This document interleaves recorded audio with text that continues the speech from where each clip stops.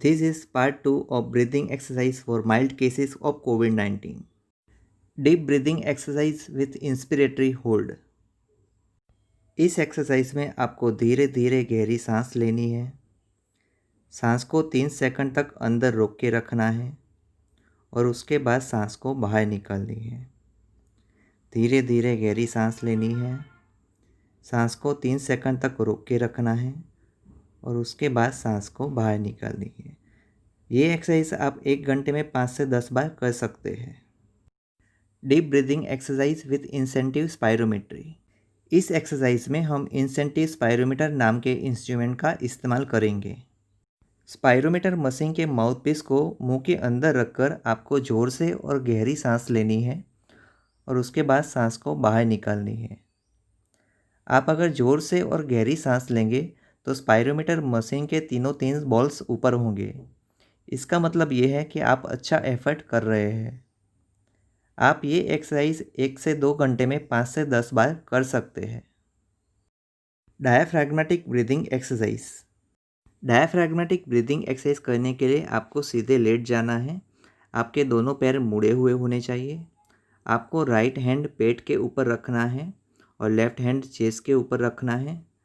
आपको दोनों शोल्डर्स और चेस्ट को रिलैक्स रखना है।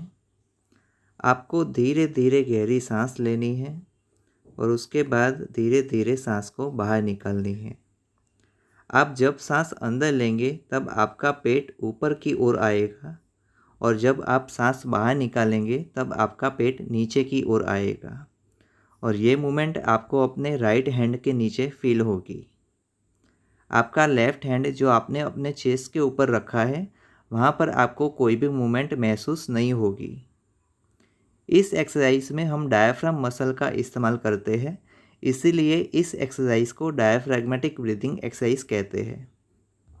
ये एक्सरसाइज आप 1 घंटे में 5 से 6 बार कर सकते हैं। पर स्लीप ब्रीदिंग एक्सरसाइज। इस एक्सरसाइज में आपको धीरे धीरे गहरी सांस लेनी है और फिर मुंह से धीरे धीरे सांस को बाहर निकालना है। इस एक्सरसाइज में सांस को बाहर निकालने का समय सांस को अंदर लेने के समय से 2 गुना होना चाहिए। अगर आप 2 सेकंड के लिए सांस को अंदर लेते हैं तो सांस को बाहर निकालने का समय 4 सेकंड होना चाहिए।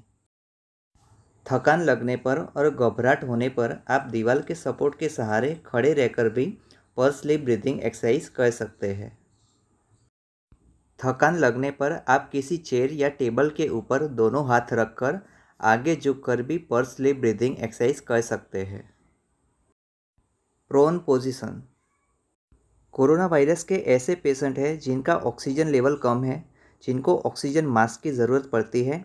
ऐसे पेशेंट अगर एक दिन में 8 से 10 घंटे तक उल्टा सोते हैं यानी कि प्रोन पोजीशन में रहते हैं तो इससे भी उनका ऑक्सीजन लेवल बढ़ता है।